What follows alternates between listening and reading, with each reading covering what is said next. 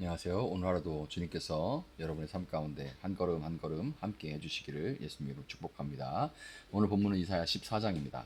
주님께서 야곱을 불쌍하게 여기셔서 이스라엘을 다시 한번 선택하시고 그들을 고향 땅에서 살게 하실 것이다. 그때 외국 사람들도 그들에게 와서 야곱의 결례와 함께 살 것이다. 여러 민족이 이스라엘 사람의 귀향을 도울 것이며 이스라엘 백성은 주님께서 주신 땅에서 외국 사람을 남종과 여종으로 부릴 것이다. 이스라엘은 자기들을 사로잡았던 자들을 사로잡고 자기들을 억누르던 자들을 다스릴 것이다. 주님께서 너희에게서 고통과 불안을 없애주시고 강제 노동에서 벗어나서 안식하게 하실 때에 너희는 바빌론 왕을 조롱하는 이런 노래를 부를 것이다.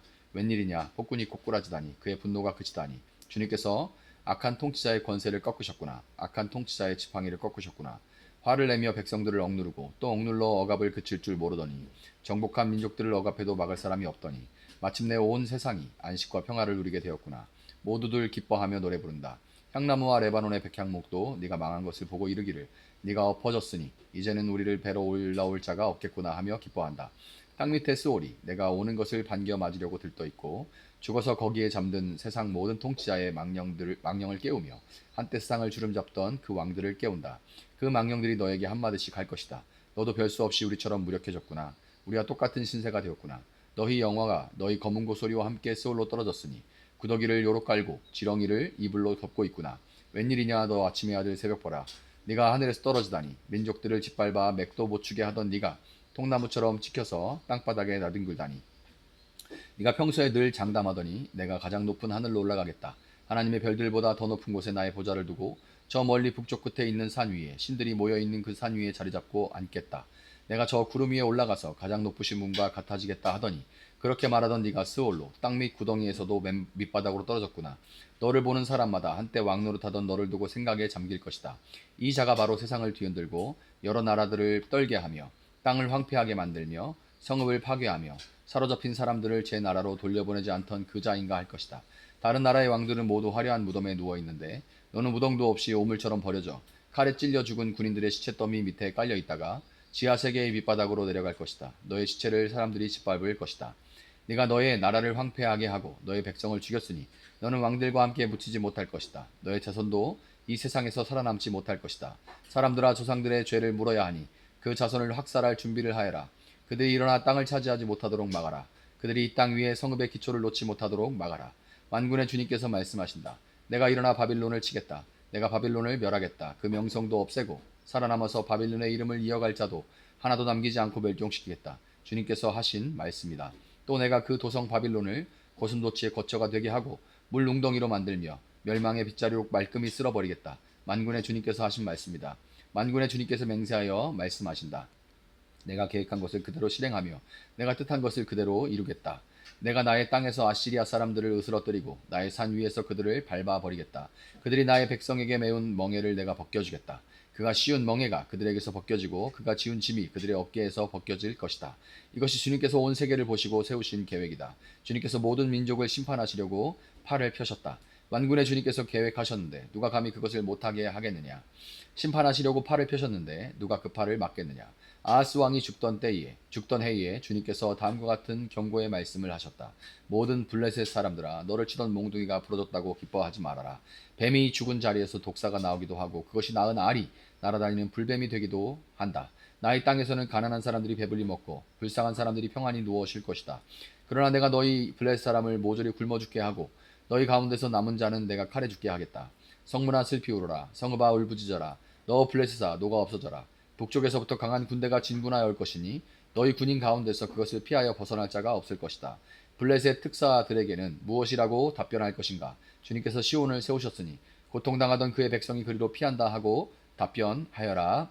아멘. 자, 오늘 본문 14장 1절은 이렇게 시작합니다. 주님께서 야곱을 불쌍히 여기셔서 이스라엘을 다시 한번 선택하시고 그들을 고향 땅에서 살게 하실 것이다. 그때 외국 사람들도 그들에게 와서 야곱의 결례와 함께 살 것이다.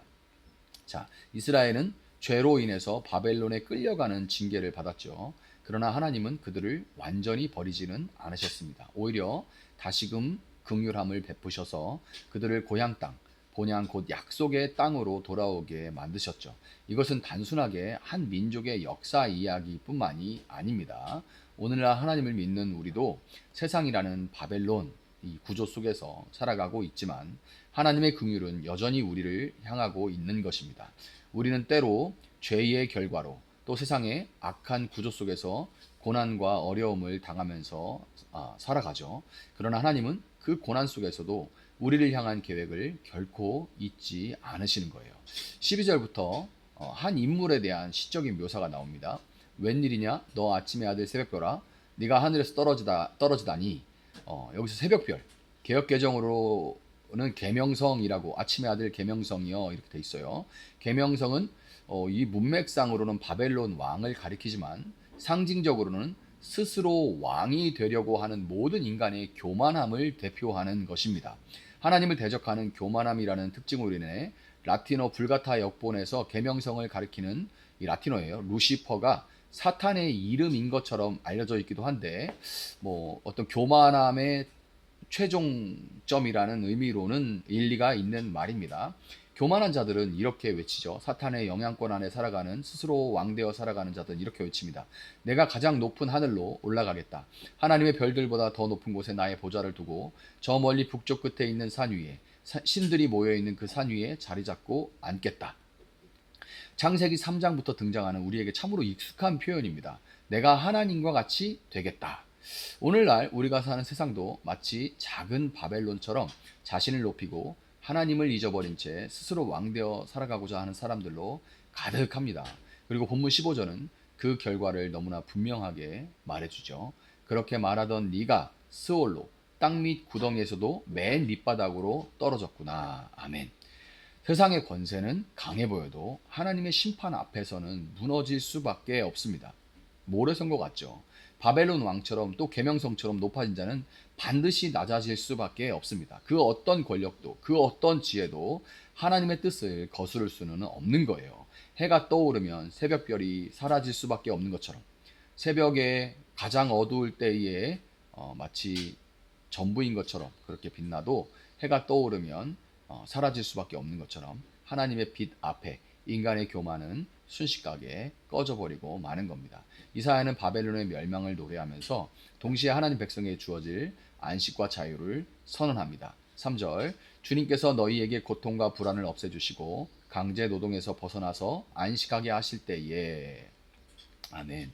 고통과 억눌림에서 해방되는 날이 옵니다. 이 날은 실제 역사 속에서도 이스라엘이 바벨론으로부터 이제 풀려나서 본토로 귀환하는 이 본토 귀환이 이루어짐으로써 부분적으로 성취가 되었고 역사의 마지막 날 종말에 완전하게 이루어지게 될 것입니다. 하나님의 백성은 세상에서의 수고와 눈물, 고난이 끝나는 날에 심판을 피해서 영원한 안식에 들어가게 될 것입니다. 그렇지만 바벨론의 왕, 곧 하나님 없이 높아진 자들은 스올, 그 심판의 자리로 내려가며 둘째 사망을 피할 수가 없습니다. 세상은 자주 우리를 속이죠. 잠깐의 성공이 마치 전부인 것처럼, 잠깐의 고통이 마치 모든 것이 끝난 것처럼 그렇게 우리를 속입니다. 그러나 성경은 말합니다. 고난은 지나가고 영광은 온다. 교만은 높아지나 결국에 무너진다. 성경은 이렇게 말하고 있습니다. 24절에 만군의 주님께서 맹세하여 말씀하신다. 내가 계획한 것을 그대로 실행하며 내가 뜻한 것을 그대로 이루겠다. 아멘. 하나님의 뜻은 사람의 뜻보다 높고 하나님의 계획은 결코 실패하지 않습니다. 아무리 세상이 요동치고 불의가 승리하는 것처럼 보인다 해도 하나님의 약속은 반드시 이루어지고야 맙니다. 이 말씀이, 이 살아있는 말씀이 바로 오늘 우리가 붙잡아야 하는, 기대해야 하는 믿음인 것입니다. 오늘 내가 하나님의 뜻 안에 서 있다면 비록 지금은 바벨론 한가운데에 있는 것 같다 할지라도 반드시 우리는 약속의 땅으로, 약속의 성취를 보고야 말 것입니다. 여러분, 우리는 살아가면서 수많은 바벨론을 마주하죠. 세상의 힘, 눈에 보이는 성공, 화려한 문명, 높은 자리에 오른 자들, 겉보기엔 그들이 다 승리한 것 같고 우리는 고난 속에 작고 약하고 실패한 것처럼 느껴질 때가 참 많습니다. 또한 우리 삶에 바벨론의 그림자가 드리워질 때도 있어요. 세상이 우리를 눌러올 때 나도 모르게 하나님을 잊고 내 힘을 의지하고 내가 쌓아놓은 것들을 의지하고 내가 맺어온 관계들을 의지하고 내가 가진 것들을 의지할 때 우리 안에도 작은 새벽별 계명성이 있을 수 있습니다. 그러나 오늘 말씀은 우리에게 바벨론처럼 스스로를 높이지 말고 언제나 하나님 앞에서 자신을 낮출 것을 권면합니다. 하나님의 맹세는 결단코 흔들리지 않습니다. 그분의 나라는 영영이 무너지지 않습니다.